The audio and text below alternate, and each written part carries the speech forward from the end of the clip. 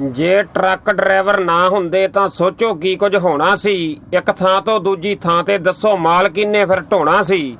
ਕਿੱਥੋਂ ਖਾਂਦੇ ਨਾਗਪੁਰੀ ਸੰਤਰੇ, ਕਿੱਥੋਂ ਕੇਲੇ ਖਾਂਦੇ, ਕਿੱਥੋਂ ਲੋਕ ਬਣਾਉਂਦੇ ਸਬਜ਼ੀਆਂ ਜੇ ਅਸੀਂ ਨਾ ਲੱਦ ਲਿਜਾਂਦੇ।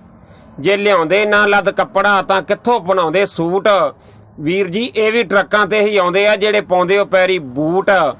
ਹਰ ਇੱਕ ਸਮਾਨ ਦੀ ਢੋਆ ਢਵਾਈ ਵੀਰੇ ਟਰੱਕਾਂ ਵਾਲੇ ਹੀ ਕਰਦੇ ਆ। ਤੁਹਾਡੇ ਤੱਕ ਸਮਾਨ ਪਹੁੰਚਾਉਣ ਲਈ ਦਿਨ ਰਾਤ ਸੜਕਾਂ ਤੇ ਮਰਦੇ ਆ। ਗੱਲ ਸੱਚ ਜਾਂ ਮੇਰੀ ਝੂਠ ਹੈ ਤੁਸੀਂ ਸੋਚਿਓ ਕਰਕੇ ਗੌਰ। ਇਹ ਵੀ ਅਸੀਂ ਹੀ ਭਰ ਕੇ ਲਿਆਉਂਦੇ ਆ ਜਿਹੜਾ ਡੀਜ਼ਲ ਤੇ ਪੈਟਰੋਲ। ਹਰ ਮਹਿਕਮੇ ਵਿੱਚ ਬੰਦੇ ਕੁਝ ਮਾੜੇ ਹੁੰਦੇ ਆ ਕਹਿੰਦਾ ਏ ਹਰਪ੍ਰੀਤ, ਪਰ ਚੋਲੇ ਵਾਲਿਆ ਕੁਝ ਬੰਦਿਆਂ ਕਰਕੇ ਸਾਰਾ ਮਹਿਕਮਾ ਬਦਨਾਮ ਕਰਨਾ ਹੁਣ ਛੱਡ ਦਿਓ।